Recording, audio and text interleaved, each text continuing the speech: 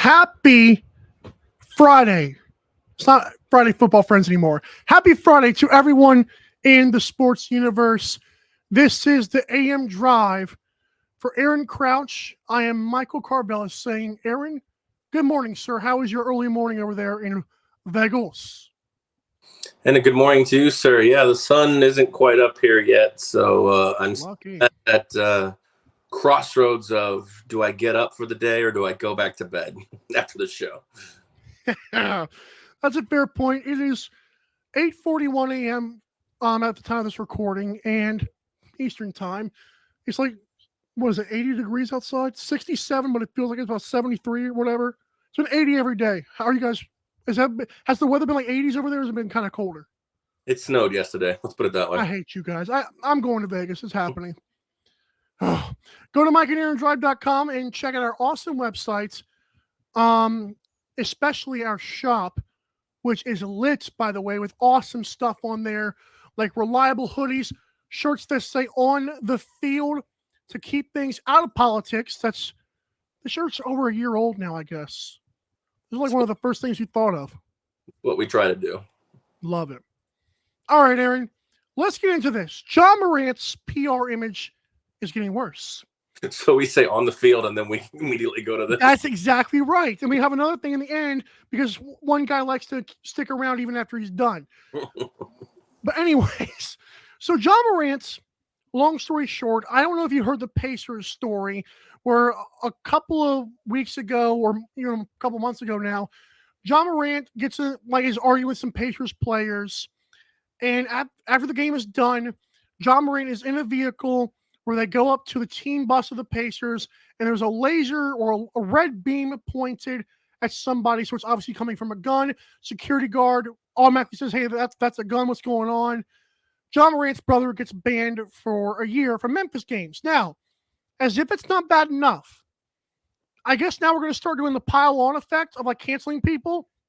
You can't really cancel millionaires like that, but report services that John Morant's, I believe it was last year, was apparently punched a 17-year-old 12 or 13 times. I don't know who in the world comes up with that number. I guess I was like, 1, 2. I'm kidding. Well, he's getting pounded, right?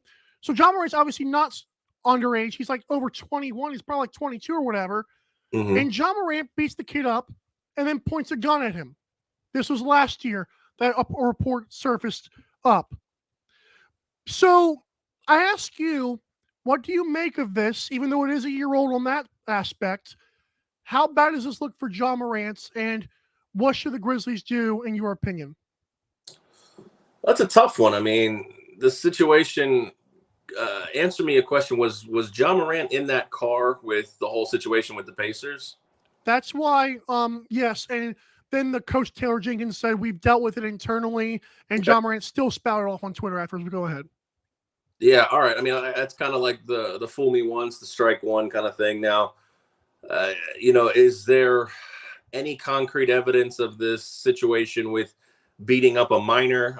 I mean, it's going to have to, be something more than a, kind of he said kind of situation here, in my opinion. It's always tough because it's like the situation. I don't want to link it exactly to Adam Pac-Man Jones, if you guys remember who that one was, but like refresh our memory. He was accused of like 11 or 12 different crimes. It turns out only like one of them or two of them were true, which of course is one or two too many. But you start becoming just that sour taste to people.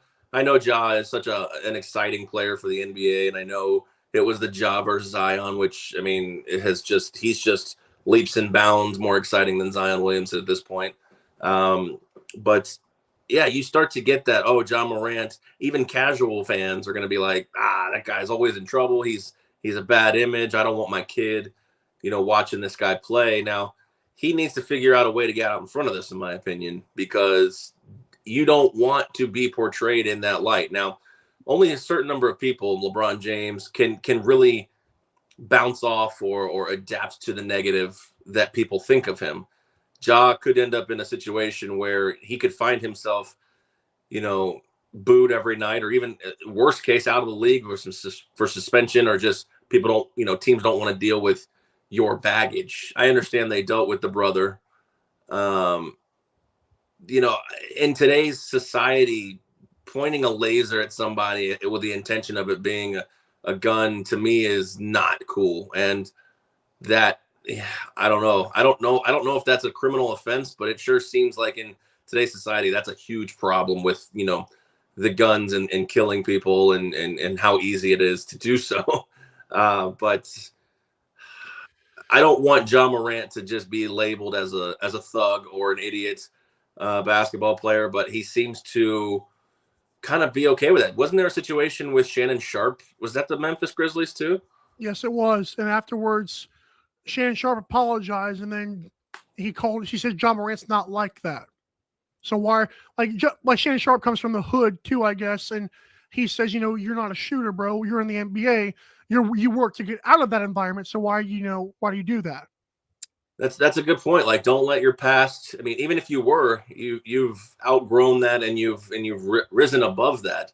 Don't let your past come and drag you back down. And a lot of players don't, try not to fall victim to that, and some players do. And unfortunately, let's hope, or fortunately, John Morant has a chance to really turn this around right now.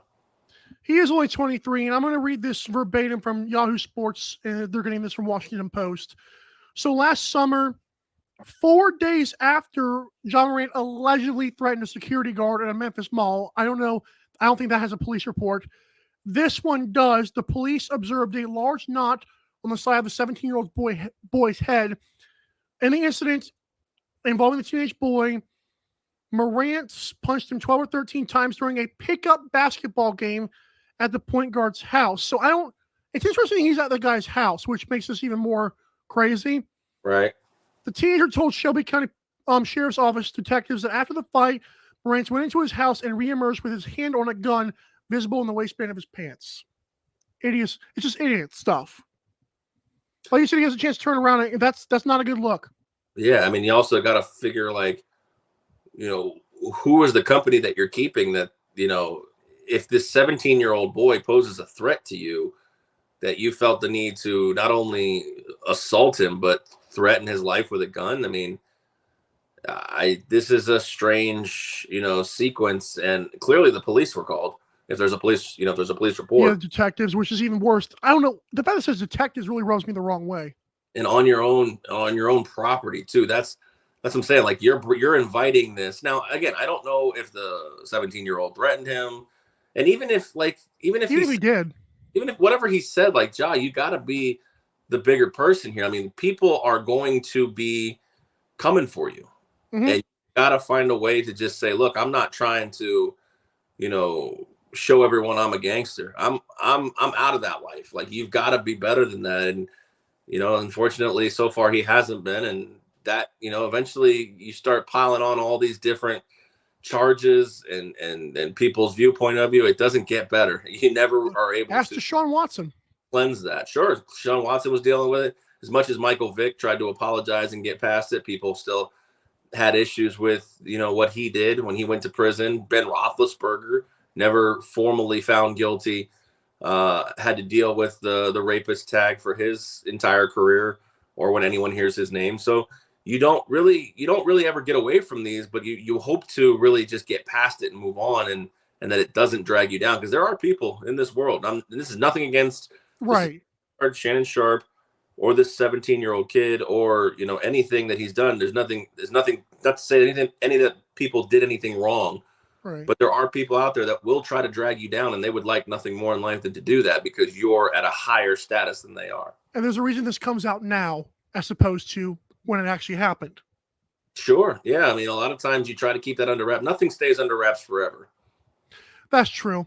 The last thing I'll say on it is this. It reminds me of the Migos, a rap group I often want to listen to with certain songs. And one of their members was killed because they did not get out of that life. If you're pulling up strapped to anything, if your whole mantra is, we got out of there, why are you still living the same lifestyle? And Shannon Sharp said the same thing among other people as well. Yeah, and that's another problem too in the hip hop culture, or in that kind of lifestyle, is try so hard to get out of that lifestyle, and people call you a fake or a sellout. And so you feel like almost sometimes you have to still, be a gangster, and you don't. You've won. Like, just leave them alone. You won. Block them. There you go. All right. Another thing I love the shirt I'm wearing today. Jalen Carter of the Georgia Bulldogs is like a top 5 pick. From what I remember hearing this guy's name a bunch. Like, he's like the next Aaron Donald, the next JJ Watt, the next interior defensive lineman in general. He was racing with someone. Now he denies his own guilt because it involves someone who got killed in a crash. His buddy, who he was racing with, allegedly, apparently was twice the legal limits of intoxication in Georgia. So another one of those guilty by association, even if you're not guilty. He's being charged with this, by the way, for racing and reckless driving. And you have to wonder, are teams going to step away? Now, every year there's always a guy that comes out and it's like, oh, well, our team's going to get away from this guy. I don't know if this is that, because he's already back in the NFL Combine. But again, you are now an NFL draft hopeful. What are you doing, dude? You're done with that. You're a kid. You're not a kid anymore. I don't understand these people. This one's tough. I mean, like you just said, he is a kid, though. I mean, he's probably 21, 22 years old. Yeah. And it's easy for us to sit here and say that because, I mean, at least for me at my age, if I went out tonight with my friends, we aren't going to be racing down the street and bingo and intoxicated and all those things. Like, it's just that life's obviously beyond. But I mean, to say that I've never driven home drunk is a flat out lie. I mean, I have. Oh, Aaron. I mean, I have. I've gotten away with it. Some people get away with it. Some people don't. The problem here is that, you're right. He has to at some point take on a responsibility. I'm not going to hold that against him. And it looks like right now these 2 charges are misdemeanors. So as far as his draft stock or his draft potential, as long as this is it, right? I don't know how else you're going to find. I mean, unless you say that you can find some way that he intentionally ran him off the road, you're not going to be able to find that. I mean, I know. I think this is probably going to be it. And I don't foresee anything more coming out. So, but they will ask you about it. The teams will. I'm sure they'll ask him. And like I said, unless there's something deeper to the story, I don't see him sliding in this draft. Top 5 makes a whole lot of sense. And if he's convicted of 2 misdemeanors, a player who's an NFL, an NFL player or NFL prospect won't get jail time. He'll get some community service and a hefty fine and he'll move on and hopefully be able to put this in the past. And this isn't something I think people will dog him about in the NFL as long as he's a good player. They won't bulldog him, you mean? LOL. Woo! All right. We come back. We are actually talking sports for a little bit. Then we're going to get to Tom Brady because that's what we do. We're back down to the AM Drive.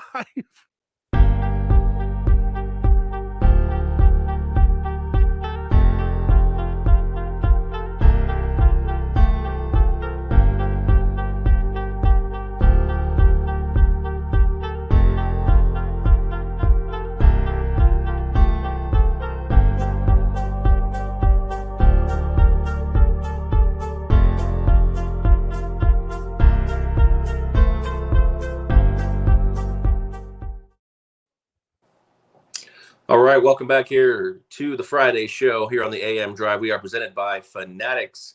It's very simple. If you want the best in sports merchandise, apparel, and memorabilia, you have to go to Fanatics. But there is a way to do it that you can help out and support this tremendous show. It's going to mikeandaarondrive.com and clicking that F.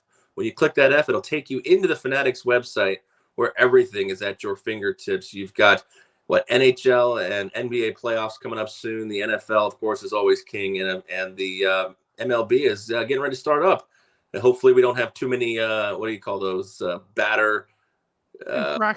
Infractions this season. Hopefully, they'll learn their lessons here. But we've already had a few in the preseason. But you can get all of that at Fanatics via mikeandaarondrive.com and clicking that F for the best in sports merchandise, memorabilia, and apparel, and helping out our channel along the way as well. 70% off today for like the next 16 hours. So when we upload this, you might have like 10, 12 hours left. Just to let you know. Right. There it goes. There's a lot of good stuff on there too. I was like, oh, I want to buy that, but I won't. Okay. Not yet. Okay. So Patrick Kane, thank you, Aaron, for that. Patrick Kane has signed with, or was he traded? Traded. I knew that. Patrick Kane was traded to the New York Rangers. Aaron, you called it a nothing burger with the trade talks, but this time I guess they came through. What did we get back? Who won the trade? Was it the team that got Patrick Kane? Was it the team that got their future intact with the Blackhawks? He was very grateful, by the way. He made a great post about like how thankful he was to Chicago and everything. What is your thoughts on how it does for the Rangers and who won the trade? So you look at it, they ended up giving up 2 picks for him, a second and a fourth, I believe. Wow. Were the 2. It's so hard to have somebody take on that contract, which is why the Blackhawks really could never really get him moved. They've probably had, interest in moving him for the last 3 or 4 years, but that contract, and they wanted a little bit too much. They probably still wanted more than they should have, and then they ended up having to settle for a 2 and a 4. Patrick Kane still has a little bit left in the tank. He's going to the right team, in my opinion. He's, still got, the star quality. He's playing in New York. He's going to the Rangers team that features one of his favorite teammates, according to him, is Artemi Panarin, the Breadman. I hope they're going to play on the same line. I know they played on the same line in his debut. I hope that's a sign of things to come. But the Rangers become a tough team, at this point. The Blackhawks, I know we've talked about this on the show, but I'll reiterate it. As long as Kane and Taves were on that roster, taking up so much of the cap, they could never really begin to rebuild. Now, Jonathan Taves, we'll see what happens in the offseason with him. But it looks like the Blackhawks can finally turn a corner. I mean, they've had to trade so many young guys because they just can't pay them. It's absolutely insane to see a team like the Blackhawks, who were 3 out of 5 years winning the Cup, and just turning into a 10-year cap hell situation. It's unfortunate. You know what? I have to admit, one of the earliest memories I have, like actually watching SportsCenter and actually watching the coverage of the NHL with Barry Melrose, was like SportsCenter at night with Neil and Stan. I loved seeing like how dominant the Blackhawks were for a good time. Mm-hmm. And so Patrick Kane's like one of the earliest names I can remember, and it's pretty cool. Also, the Kraken beat the Red Wings in unrelated news. How you think the Rangers are Eastern Conference contenders? And then we're going to talk about another team next, but are they? How far do they climb, in your opinion, up the ladder? Because you said the East is better than the West. In my opinion, I believe the East is wide open. Is definitely better than the West. I believe that right. They have better teams at the top. I mean, of course, you can't look at the bottom. I mean, it doesn't matter. But I mean, you have Carolina, New Jersey, I think, are really good teams. New York is sitting currently in 3rd place in the Metro. Can they win the Metro? Sure. They're 7 games out with 7 points out, with 20 games left. I mean, it's absolutely possible they can win the Metro. With Patrick Kane, it's really hard to say that they have taken, a tremendous leap, because, I think they're better than New Jersey. I do. I think New Jersey got off to such a hot start, and they're kind of riding that, and they're going to kind of coast into the playoffs. And I'm curious to see with New Jersey, just with a new no playoff, not a lot of playoff experience. I think, they're really good away from the barn. 22-4-3 are the Devils. New York, I believe, got to the 2nd round last year. I think that's probably where I see the end of them, because they're probably going to have to play Carolina. And I think Carolina's a really good team. They're going to get Pacioretty back as well. They're just, they're 3 games in hand on the Rangers, and they're still 7 points up on them. I don't see Carolina losing the Metro at this point, but of course, anything is possible. Anything's possible. New Jersey's only 1 point behind Carolina. I think Carolina's a really good team. Watching them the other night, I watched them on Wednesday. They came here to Vegas, and they gave Vegas everything they had. And the worst part is they almost won a game that they really had no business winning. So don't count Carolina out. But as far as the East, I would say if you wanted to be kind to the Rangers, they're probably at best the 3rd best team, maybe the 4th. And I lied. They actually made the Eastern Conference Finals last year, and they lost to the Lightning. So, I mean, shots fired, pal. I guess with Kane, New York Rangers fans are thinking it's Stanley Cup appearance or the season's a failure, and that's tough. That's tough in the Eastern Conference right now, in my opinion, because tough in NHL in general just to add a guy and say, "Oh, that's it." Well, hockey doesn't work like that. They felt like that last year. They felt if they could add Jack Eichel, that was it for them. They were the champs, and they didn't get Jack Eichel. And Patrick Kane isn't quite a shell of himself, but he's not Patrick Kane of 10 years ago. Now, if you can remind the people who got Jack Eichel, that would be the Vegas Golden Knights. And I think for $10 million, they may be feeling some buyer's remorse. However, watching Jack Eichel play, he's pretty damn impressive. I just don't think for $10 million they thought they were going to get a 60-point player versus a 90-point player. Do me a favor, since we're like you have the Rangers like third or fourth. You don't know if they made that kind of a leap. Are the Bruins the best team on paper? The reason this question comes up is because in a little group chat at the old friends of 12 on Sports, which I'm still in. Aaron said deuces. No, I noticed that the Bruins were a hot talk. Let me know why. And are the Bruins the best team on paper, and is it legit? Well, yeah. I mean, they're the best team on paper, and I think they're the best team in real life because they're 15 points ahead of everybody else in the league right now. Did they just break a record for fastest team to 100 points? They are the fastest team to 100 points. They may end up getting the most points in a single season, which I believe the current holder of that record is the Montreal Canadiens. No, excuse me. The Detroit Red Wings are tied with the Tampa Bay Lightning. Now, everybody remembers that famous Tampa Bay Lightning team that got 131 points and then promptly got swept out of the first round by the Columbus Blue Jackets. So it means nothing to me as far as the playoffs go. I mean, you get in these playoffs, everything is possible. Like, I know you said anything is possible, everything is possible. From getting the number one team, one of the greatest teams of regular season history, getting swept out of the first round, to can this team win the cup? Absolutely. I mean, they have probably the most unlikely but great goalie tandem in Linus Ullmark and Jeremy Swayman. That it's amazing to me. Like, they might win a cup and have like the theoretical worst goalie to ever win a Stanley Cup in history. And that's not a diss to Linus Ullmark, but I mean, you think about guys who win cups like Vasilevsky. Yeah, Vasilevsky. And players like that. And Linus Ullmark, just to the extent of his career, hasn't been that type of goalie. So, I mean, it feels like everything's just coming up Bruins this season, and it's great. It's great. I mean, they're only 48. They haven't even lost 10 regulation games this year. That's gross. And they're 61 games into the season. They're 25-2-3 at home, 23-6-2 on the road. They have 103 goal differential. They've won 9 in a row. I mean, they're absolutely incredible to watch.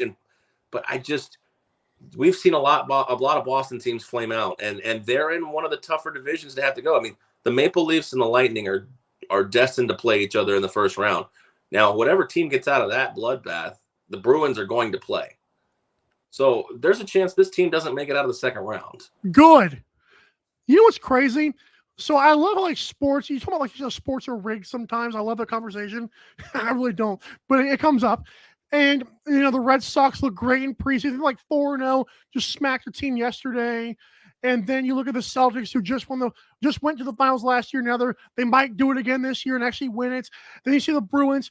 I love how like every year, like there's some LA team or a Boston teams.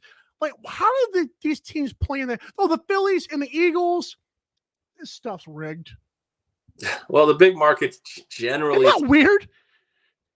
I mean, players generally gravitate towards big markets. I mean, you look at baseball with no salary cap. Why would you not want to be in a big market? I mean, Mike Trout being the kind of the exception to the rule here. Even though Mike Trout? Okay. He's in LA, but like, why do we think the Yankees are a player for every single free agent? Why do we think the Dodgers are a player for every single free agent? Why do the New York Rangers think they can just acquire? Why do Rangers fans think they can acquire every single player that comes down the line? I mean, people like to play in the big markets. Now, in the NBA, those big markets, what do we got? Miami, New York. Yes, sir. Say it again.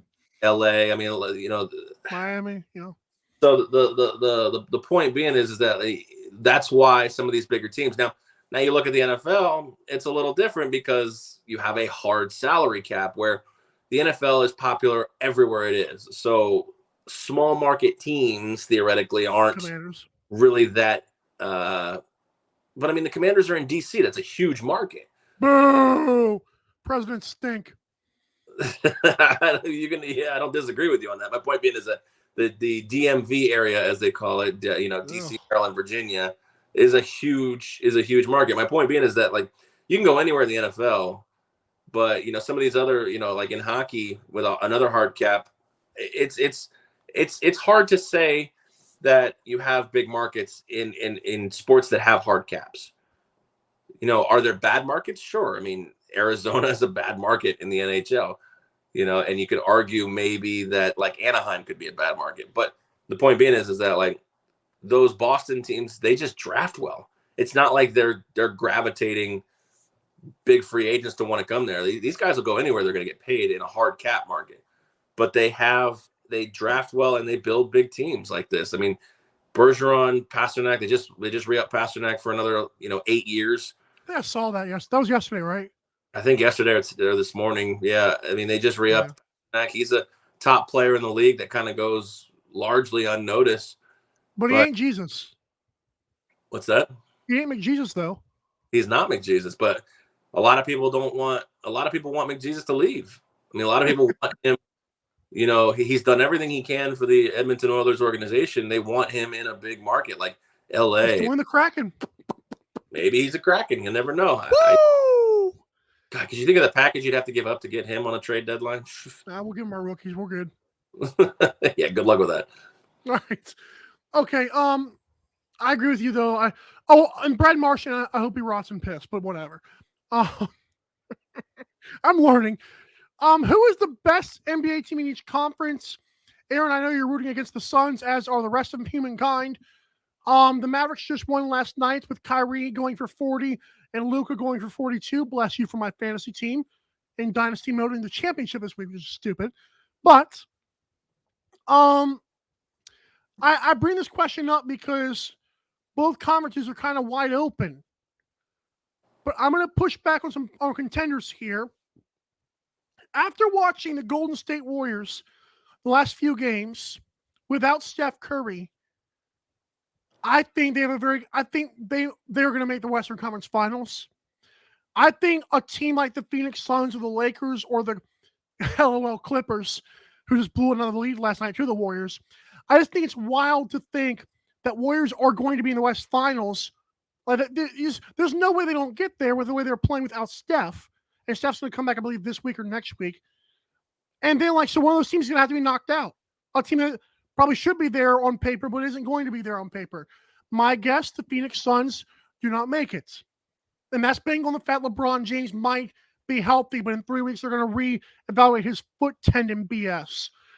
As for the Eastern Conference, I'm going to push back on the Bucks. I am not convinced the Bucks were a team that is like that. I think people look at Giannis as like some amazing top player in the league. I don't see it that way. I think Giannis for a time, maybe for like 6 months, was the best player in the NBA.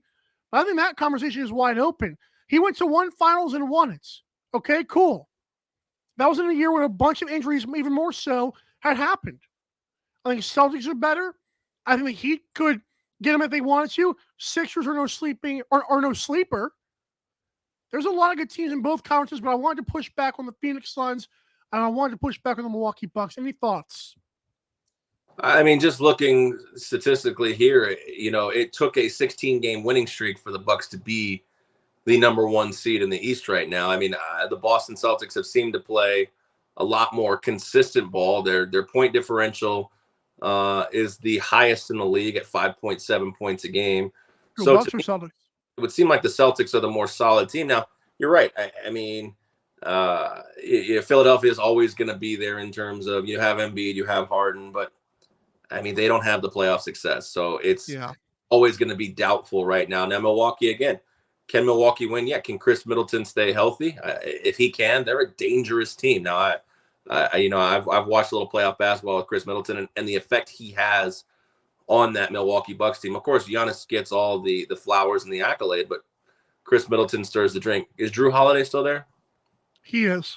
Okay, he's another good player in that one. I don't think Cleveland, New York, Brooklyn. I mean, Miami, if they can turn it on in the playoffs, sure, they have the pedigree, they have the experience. But you're looking at maybe 4 teams, and I think we're looking at a Milwaukee-Boston clash in the Eastern Conference Finals, barring something crazy. Now, a lot of people are not ready to crown the Nuggets. I mean, they've looked the best. Obviously, they're 44-19 at this point, but they've had issues. Now, tell me a little bit about Denver here. Now, is Jamal Murray going to play? He's playing well. He's playing inconsistently well. He'll have like these good games every now and again. My biggest problem with Denver, though, Aaron, I have to say, Jokic gets eaten alive by good centers. Okay. Like when they meet a team with, like, let's say they meet the Phoenix Suns, DeAndre Ayton may not be the hardest, like, toughest center, but Jokic just dang sure ain't it either. And you add the fact they have Kevin Durant, I think Suns could get him. I think the Clippers with Zubats and Mason Plumlee could get him. I think Lakers could get him if they play him with a healthy LeBron. You add in the AD effect, Jared Vanderbilt, who's a monster, underrated part of the deadline. Nuggets can be had, and I think people need to stop it with the Jokic thing. It works in the regular season. It does not work in the playoffs. I mean, look, I know you don't want to hear this, but I think the NBA is doing a disservice to its teams by focusing all eyes on a 30-33 Los Angeles Lakers team who is still continuously playing 500 ball. I mean, I know you guys and Laker fans want to believe that they're just going to flip a switch at some point, but bad teams don't change their stripes 4 games into the season here at this point. Yeah, maybe they get in the play-in game, but that's just ridiculous at this point. Like, you should be focusing on, Sacramento and the awesome season they've had. The Kings have looked great. De'Aaron Fox is one of the best point guards in the league, and no one even talks about him. And we've got situations here where, look, I understand it. I was in the camp that LeBron should have been MVP every year that he's ever freaking played in this. I get it, but we're moving on from that. And, why can't Jokic win a 3rd straight? I mean, he's probably the best player, at least regular season, and that's a regular season award at this point. But you got people like Kendrick Perkins saying the only reason he's winning MVPs is because he's white. I'm like, how is that a thing? He said that? Yeah. I know. That's horrible. That might be true, though. I mean, if you think about, like, the big unathletic flubber guy, it just happens to be a good passer. And yeah, he gets triple doubles, but I was told by people that Russell Westbrook's triple doubles don't mean anything. And we're hyping this guy up now because he's white or Serbian, whatever. If I want to defend, Jokic over Russell Westbrook's triple doubles were good enough for what, the 6th seed? In efficiency, yeah. And they were largely an irrelevant team. The Denver Nuggets theoretically are a championship contender at this point. I mean, if you don't want to hand it to him, who do you hand it to at this point? Jason Tatum, but you can't. I don't think you can do that. You had to, him and Hall. I mean, it's his. I understand, and he may not be the most athletic, he may not be the most basketball gifted, but in the regular season, if the guy's averaging a triple double, and I can't speak to it. I think anybody who averages a triple double, Westbrook or Jokic, I mean, you're an MVP. Now, do I think Westbrook's triple doubles maybe are a little more hollow? Yeah, because he was a 6th seed. Maybe there were better teams back then. There's a lot. He was the only thing on that team, to be fair. The first year he did it. Sure, and in Denver, it doesn't take much for Jamal Murray to be out for the rest of the year. So Michael Porter Jr. can tweak his back at any moment. I don't think that. I just think there's not really a challenger. I mean, if you want to hand it, and they may hand it to Tatum this year, just for sheer fact that you don't. It's fatigue, hard. Voter fatigue. Yeah, it's voter fatigue. I mean, like I said, I hate it. James Harden for the while with the Rockets could have been an MVP candidate every single year. LeBron, of course. It gets a little fatigue. They want to hand it out to different people, especially for legacy and Hall of Fame, credentials and things like that. But best team for me in the East is the Celtics. Best team for me right now in the Western Conference is the Denver Nuggets. They're the most, and they're leading the West, which it's a weak West. I mean, Dallas with Kyrie and Luka. That's not going to happen. Yeah, I agree. That's not going to happen. Golden State's finally getting it together a little bit, but they're god awful on the road. They're horrible on the road. I agree. Game series if 4 games are on the road every time? Can they win, multiple series? I don't know. We'll see. Maybe they're the team that can flip that switch like we keep talking about. If there's anybody in the West, it's them. Fair. You like laughing? Always. You should have seen the tweets to this Tom Brady thing. The Tom Brady, the comedian. I don't know if you saw my Twitter feed, but there was some funny stuff on there. Tom Brady is going to try comedy. I forgot where the report came from. It was an official website that said it. Aaron, what are your thoughts on this? I mean, honestly, I'm rooting for him, obviously. But he's never been one, other than a quick zinger, he's never been one to strike me as a funny athlete. Now, I think Peyton Manning, my on-field beliefs of him aside, is a hilarious actor or, hilarious sports actor. Do I think he can do stand-up comedy? I know he did the roast of Rob Lowe, I think it was, and he was pretty good, but I don't see that being a staple for him. Tom Brady, even worse at this point. Like, I would love to see it because I would love to see him succeed at it, but at the same time, I mean, Tom Brady on stage bombing at a comedy show would also be a sight to see as well. So I don't think it's real. I do believe that he will become not as good, but I think he will become kind of like Peyton and Eli. Like, he'll be that goofy, dorky kind of, you throw him in a roast here and there or in a commercial, but I don't think stand up. The Fox games he's going to try to be funny. I don't think he's going to be doing that. So Tom Brady, the stand-up comedian, I don't think it'll ever actually happen. It was from popculture.com. The report said he will delay the Fox Sports job to pursue stand-up comedy. Already made a TikTok, by the way. And it was not very funny. I have a hard time believing he's going to leave $375 million on the table to go perform at the Laugh Factory on Wednesday night. He may do both as long as he's not, I guess, offending. Distracted. I was going to say offending, but right. I mean, the NFL 7 months a year, so. The tweets on this, here are the 3 best ones. Well, 4. One of the main ones was the jokes on that tweet was like, well, he's off to a good start because this is a pretty good joke. That's a good first line. The other one was, this is like when Jordan tried baseball, but worse. That's fair. I haven't seen it. I could see that being in. This is what happens when everyone pretends to laugh at your jokes for years. I love that. And here's going. This is like the stand-up like skit form.